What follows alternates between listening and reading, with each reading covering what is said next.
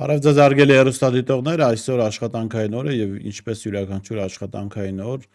մենք ձեզ ենք ներկայացնում Հայաստանի տպագիր մամուլի կարևորագույն հրապարակումներ, միջազգային մամուլից հրապարակումներ եւ պոլիտիկեմի հոդվածներից 1-2-ը։ Եվ այսպես ժողովուրդ օրաթերթը գրում է. Օրաթերթի տեղեկություններով վարչապետի պաշտոնը զբաղեցնող Նիկոլ Փաշինյանը շարունակում է ճնշում գործադրել իրավապահ կառույցների վրա, պահանջելով նրանցից ակտիվացնել գործողությունները հայ առաքելական եկեղեցու դեմ։ Չնայած այս ճնշումներին իրավապահները դանդաղում են, հաղորդում տալով, թե փաստերի պակասի պատճառով շարունակական հարձակումները լեգիտիմացնել հնարավոր չէ։ Օրաթերթի աղբյուրների փոխանցման Փաշինյանի հիմնական նպատակը կաթողիկոս Գարեգին Բ-ի հրաժարականն է։ Վարչապետը համոզված է, որ եթե հաջողվի 1-2 սրբազանների կալանավորել, ապա կաթողիկոսը կթևաթափ կլինի եւ կհեռանա ինքնակամ։ Սակայն ինչպես կալանավայրում գտնվող Միքայել arczepiskopos Աչապահյանն էր հայտարարել, եկեղեցին անպարտելի է։ Եկեղեցուն ներսում հավատը մնում է ամուր, իսկ գործողությունների նկատմամբ ժողովրդի վերահսկողությունն ու զգոնությունը աճող։ Ըստ ամենայնի Փաշինյանի այս հակաեկեղեցական արշավը դատապարտված է ձախողման եւ համենայն դեպս հանրային ընկալման մեջ Նիկոլ Փաշինյանի այս հարձակումները չեն ընկալվում, քննադատվում են։ Պետք է ասել, որ Նիկոլ Փաշինյանը որքան էլ որ շատերի համար տգետ թվա, բավական գրագետ է գործում եւ այս սրբազան Միքայելյանի եւ սրբազան Բագրատի ձերբակալությունները չեն կարող տրամադրությունների վրա չազդել։ Այս իմաստով հատկանշական է Միքայել Սրբազանի ձերբակալությունը, որովհետև կար հանրային լայն աջակցություն եւ ոստիկանությունը ԱԱԾ-ն չկարողացան նրան ձերբակալել Մայրաթորի տարածքում, բայց ի վերջո այդ թվում նաեւ իր փաստաբանների հորդորով Սրբազանը գնաց քննչական կոմիտե, որտեղ ձերբակալվեց եւ սա միանշանակ նաեւ դատարանում հավաքված ժողովրդի սակավությունից երևում էր, որ տրամադրությունների վրա ազդեցություն թողել է։ Իրավունք թերթը գրում է. «Պարզվում է եկեղեցու դեմ պատերազմում Փաշինյանն մի այլ կարգի դուխ է տալիս հայտնի գարդասիլագետ падգամավոր Արսեն Թորոսյանը, վերջինս շեֆի մոտ դիվերսանտ է, որ դիվիդենդ է, որ շահում է։ Ասում են ԿՊ-ի նիստերին Արսեն մի ասա, մի բլբուլ ասա։ Շեֆին եկեղեցու դեմ պատերազմներում նոր մտքի գիգանտ զենքեր է տրամադրում։ Այնպես է շեֆին հաճոյանում, որ նվիրյալ ԿՊ-ականներն են սկսել խանդել վերջինիս»։ Ես հիշեցնեմ, որ Արսեն Թորոսյանը հայտնի իր հակաեկեղեցական այսպես դիրքավորմամբ Արսեն Թորոսյանը տարիներ առաջ հայտարարել էր, որ հեքիաթասացներից մեկի անուն ներգրել եւ ասել էր, որ այս մարդու գրած հեքիաթները ավելի լուրջ են իր համար, քան Աստվածաշունչը։ Ժողովուրդ օրաթերթը գրում է. Օրաթերթի տեղեկություններով իշխանական վերնախավը լրջագույնս պատրաստվում է հուլիսի 12-ին կայանալիք քաղաքացիական պայմանագիր կուսակցության քաղաքական ժողովին։ Տեղեկացանք, որ Սյունիքում այսօրին պատրաստվում են դիմավորել ՀՀ վարչապետ Նիկոլ Փաշինյանին, ով որոշել է, որ այս անգամ քաղաքական ժողովը պետք է կազմակերպվի Գորիսում։ ԿՊ ամերձ մեր աղբյուրները փոխանցում են, որ Փաշինյանն է վարելու ժողովը։ Մեր աղբյուրները հայտնում են, որ ԿՊ-ն իր վերնախավով նախարարներ, ԱԺ-ԿՊ-ական պատգամավորներ, ԱԺ-մշտական հանձնաժողովների նախագահներ, տեղակալներ, խմբակցության ղեկավարներ, քարտուղար, մարզպետներ եւ համայնքների ղեկավարներ, ինչպես նաեւ տարածքային խորհուրդների նախագահներ ներկա են լինելու ժողովին։ Փաստ օրաթերթը գրում է. Շիրակի թեմի առաջնորդ Միքայել arczepiskopos Աչապահյանն արդեն մի քանի օր է կալանավորված է, իսկ իմպիչմենթի գործընթացը, որին կարելի էր ասել նոր թափ էր հաղորդվել Աչապահյանի թեկնածության առաջադրմամբ, կրկին փակուղի մտավ։ Հիշեցնենք, որ հունիսի 28-ին, երբ ԱԱԾ-ի եւ ոստիկանության գրոհը Մայրաթորի վրա տապալվել էր, Շիրակի թեմի առաջնորդն էլ հայտարարել էր, թե ոտքով գալու է Երևան քննչական կոմիտե, Լուսավոր Հայաստան կուսակցության նախագահ Էդմոն Մարուքյանը հայտարարեց, որ ԱԺ-անկախ պատգամավորներ Հովիկ Աղազարյանն ու Հակոբ Ասլանյանը իր փոխարեն վարչապետի թեկնածու են առաջադրում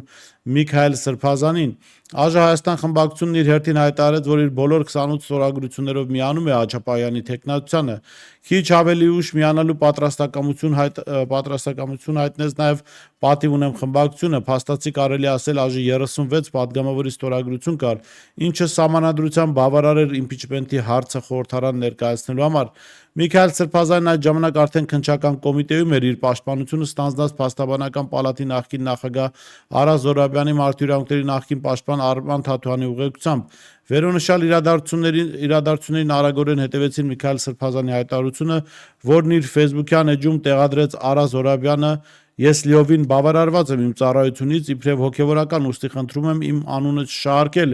վարչապետի թեկնածուների շարքում։ Այդ ժամանակ ԶԼՄ-ներով տեղեկություն տարածվեց, որ Զորաբյանն ու Թաթոյանն են Սրբազանին համոզել ներկայանալ ՔԿ, ապա եւ խորհուրդ տվել չմտնել իմպիչմենտի գործընթացի տակ։ Արդյունքում փաստացի տապալվեց իմպիչմենտի ձևավորվող ու ամենաիրատեսական տարբերակը, ընդ որում այդ պահին Աջապահյանին վարչապետի թեկնածու առաջադրելու տարբերակը միակն էր, որն ուներ ԱԺ Հայաստան եւ պատիվ ունեմ խմբակցությունների, ինչպես նաեւ անկախ երկու падգամավորների աջակցությունը։ Նկատենք, որ հոդվածագիրը Փաստորաթերթի կամ միամտաբար կամ միտումնավոր շփոթում է ժամանակագրությունը, ինչու, որովհետև այստեղ մի հատված կա, որտեղ ասում է, որ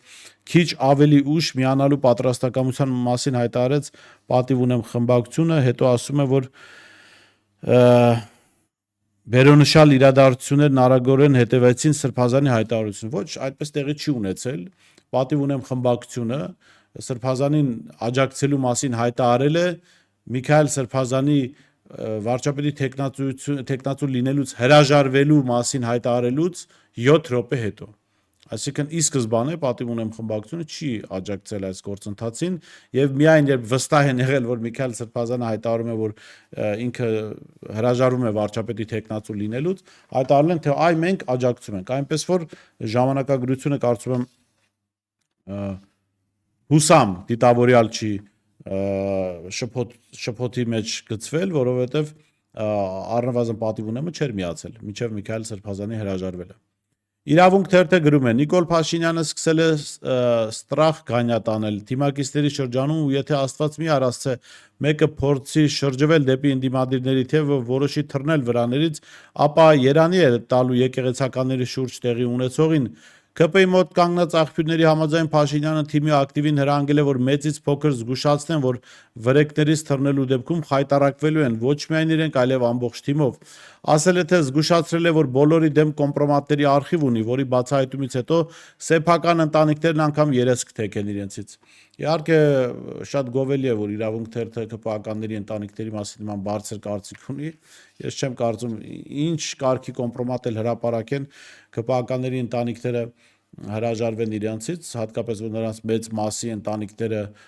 սկսել են օրվա հացի խնդիր չունենալ միայն այն պատճառով, որ իրենց որդին կամ ընտանիքի մեկ այլ անդամ ԿՊ անդամ է դարձել եւ իշխանական լափամանին մոտ է գտնվում, այնպես որ,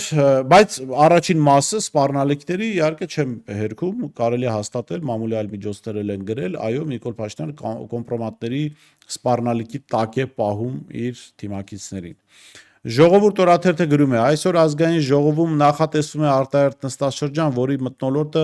ըստ փորձագետների եւ կուլիսային աղբյուրների լարված ու բուռն կլինի։ Օրաթերթի տեղեկություններով երկրի վարչապետ Նիկոլ Փաշինյանը հրահանգել է քաղաքացիական պայմանագիր խմբակցության падգամավորներին ազատել թե մտքերը, թե ձեռքերը բառացիորեն եւ կտրուկ եւ անմիջապես հակադարձել յուրաքանչյուր ընդդիմադիր ելույթի, որը կհնչի նիստի ընթացքում։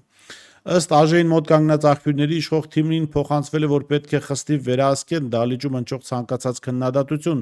եւ հարկ եղած դեպքում կոշտ պատասխանեն ընդդիմադիրների ցանկացած հայտարարության։ Նման մոտեցումը ըստ քաղաքական վերլուծաբանների խոսում է այն մասին, որ կառավարական շրջանակները մտահոգված են սպասվող ընդդիմադիր նախաձեռնություններով եւ փորձում են կանխել հնարավոր ազդեցությունը հանրային տրամադրությունների վրա։ Չեմ բացառում, իհարկե, որ Փաշինյան նման հրահանգ կարող էր տված լինել եւ նաեւ նկատենք, որ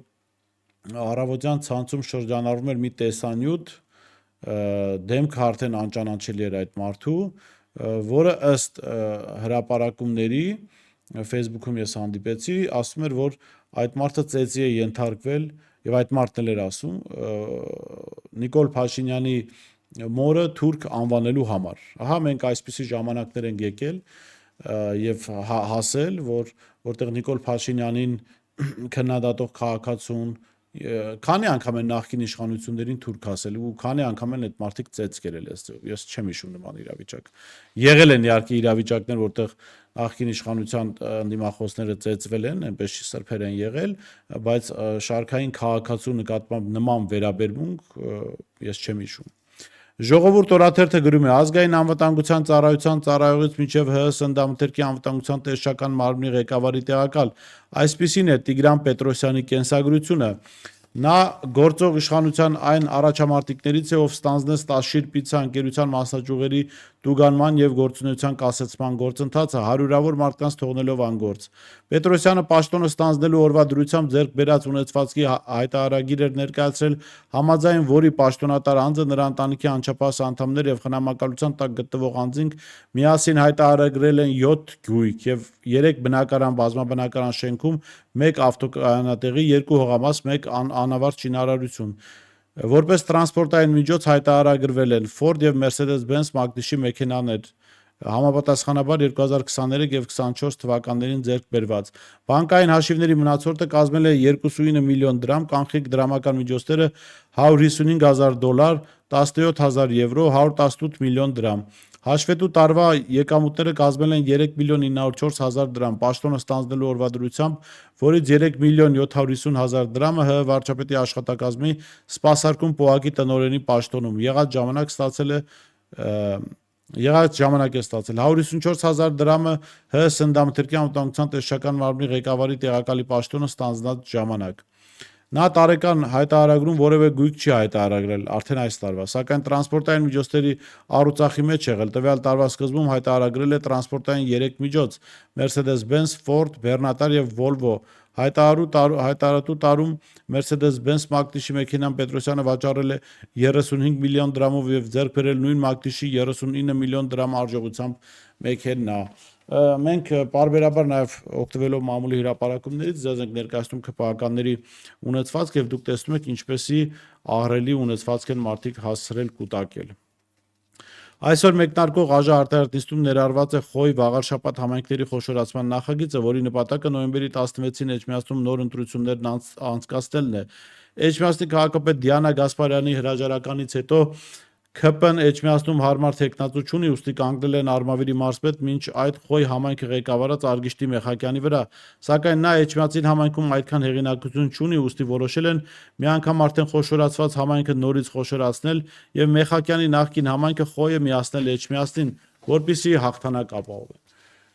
Այս դրվագով շատ փայլուն կերպով երևում է, թե ինչպիսի վերաբերմունք ունի Նիկոլ Փաշինյանը պետական ինստիտուտներին, համայնքային կառույցներին, տարածքային կառույցներին, աշխարհագրական միավորներին։ Նիկոլ Փաշինյանը թքած ունի, թե Խոյ համայնքը տնտեսապես, լոգիստիկ առումով, մշակութապես, թե չէ որ գյուղական մշակույթներն էլ իրարից տարբերվում են։ Ինչքանով կարող է միաձուլվել Էջմիածին համայնքի հետ, բայց քանի որ այդպես պետք է, նա կմիացնի։ Եթե Նիկոլ Փաշինյանին պետք է, ասենք, Մեղրի համայնքը միացնի Տավուշի մարզի Պարավաքար գյուղի հետ, որպեսզի ապահովի ԿՊԱ-ականի հաղթանակ, միանշանակ դա կանի։ Որևէ խնդիր չի տեսնի։ Սա պետական ինստիտուտների, պետական կառույցների վրա թքած ունենալու ամենավառ օրինակն է։ Հրապարակ օրաթերթը գրում է. Սամվել Կարապետյանին անցած շաբաթ Արմավիր ՔԿ-ից տեղափոխել են ԱԱԾ պատվալ Երևան կենտրոն ՔԿ, որտեղ նստում են բոլոր քաղբանտարկյալները եւ որտեղ խիստ ռեժիմ է։ Մենք տեղեկացանք, որ Կարապետյանը ցանկություն է հայտնել մենախցում կրել պատիժը, որը նախատեսված է օրենքով։ Չնայած մենակ նստելն առանձնապես ծանր եւ շատ քիչ կալանավորներ են դա նախընտրում։ Այս ՔԿ-ում խիստ մեկուսացվում է։ Եթե այլ ՔԿ-ներում հնարավոր է հեռախոսից օգտվել, այստեղ դա բացառված է։ Իդեպ վերջին կալանավորվածներից բոլորի անձնական տեսակցությունները դատական որոշմամբ սահմանափակված են, անգամ падգամավորները չեն կարող դրանց այցելել, միայն փաստաբաններն են այցելում։ Սա լրացուցիչ պատիժ է, որը կիրառվում է բոլոր քաղբանտարկյալների նկատմամբ։ Ըստ ամենայնի Փաշինյանի անձնական հրահանգով։ Փաստ օրաթերթը գրում է. Հայ առաքելական եկեղեցուն Նիկոլ Փաշինյանի հայտարարած պատերազմի այս փուլում ակնհայտ դարձավ, որ թե եկեղեցին եւ թե ազգային հայամետ ուժերը միակամ են ընդդեմ հակաեկեղեցականության եւ հակահայկականության։ Սա մեր տեղեկություններով ավելի է նյարդայնացնում Նիկոլ Փաշինյանին, որը նպատակ ունի թուլացնել առաքելական եկեղեցին, գրավել նաեւ այս միակ կառույցը, որը չի կարողացել իրենով անել, կաթողիկոս դարձնել մեկին, որը հլու հնազանդ կլինի այդ ամենին հանդեպ, ինչ անում է երկրի եւ պետության հետ Նիկոլ Փաշինյանը։ Այս ճանապարհին նա փորձում է իր կողմից պարակտում մտցնել եկեղեցու, մյուս կողմից գտնել աբիժնիկներ, որոնք այս կամ այն պատճառով նեղացած են կաթողիկոսից։ Աբիժնիկներ գտնելու հարցում Փաշինյանը արտակուստ հաջողել է, նա գտել է 2-3 նախկին եկեղեցականների, որոնք ժամանակին կարգալույծ են եղել, դրանցից մեկը նույնիսկ 2 անգամ։ Տարբեր պատճառներով ու հիմա նրանց իշխանական մի լրատվամիջոցից մյուսն են պտտեցնում, որ վարկաբեկեն կաթողիկոսին ու այլ բարձրաստիճան եկեղեցականների։ Սպասելի է Փաշինյանի իշխանության նման վարկագիծը, ես չեմ բացառում։ Փաշինյանը մի հայտնի կաշառատու էլ ունի, որ ասենք հայտնվի նաև նույնը Սիլվա Համբարձումյանը հայտարարի, որ այս կամ այն հոգևորականին կաշառք է տվել Աստծո մոտ իր հարցերը լուծելու, դրախտի հետ կապված խնդիրները կարգավորելու եւ իր ոչ այդքան բարոյական վարկագծին բարոյական փաստաթուղթ տալու համար։ Այնպես որ այս երկրում գրեթե ամեն բան հնարավոր է դարձել եւ այսպես հիմա հրապարակ օրաթերթը գրում է հունիսի 29-ից 30-ը Հայաստանի ամերիկյան համալսարանում միջազգային կոնֆերանս է տեղի ունեցել, որին ներկայ է գտնվել Հայաստանից եւ արտերկրից գիտնականներ, ելույթ են ունեցել Օքսֆորդի համալսարանի դասախոս Դավիթ Միլլերը, Ուիփսալի համալսարանի Ջինա Գոստավոնասը, մշակութաբան Աղասի Թադևոսյանը, Արցախի ՄԻՊ Գեգամ Ստեփանյանը եւ ուրիշներ։ Սա ամերիկացիների անունները ճիշտ էլ չկարդացի։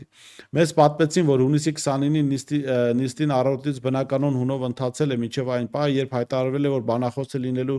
Նիկոլ Փաշինյանը, ինքնությունը ճգնաժամի պահին թեմայով։ Նրա 30 րոպեանոց ելույթի համար կոնֆերանսի օրակարգը խախտել են, ելույթներ են հետ ու առաջ գցել, անվտանգության աշխատակիցներ են ժամանել, արդյունքում բանախոսներից մի քանիսը հեռացել են դահլիճից, չցանկանալով նրա ելույթը լսել։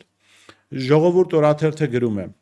Իրավապահ համակարգը եկեղեցական գործիչների նկատմամբ քրեական գործեր հարուցելու եւ կալանքից բացի այժմ զբաղված է նաեւ շրջապատի ներկայացուցիչների գույքերի ուսումնասիրությամբ, օրաթերթի տեղեկություններով ստուգում են այն անձանց ունեցվածքները, ովքեր այս կամ այն կերպ առնչվել կամ կապ են ունեցել կալանավորված 2 եպիսկոպոսների հետ։ Առաջարկում եմ գովազդային դադար եւ վերադառնանք տաղավար։ Իսկ դու արդեն որոշել ես, թե որ երկրներ պիտի այցելես 2025 թվականին։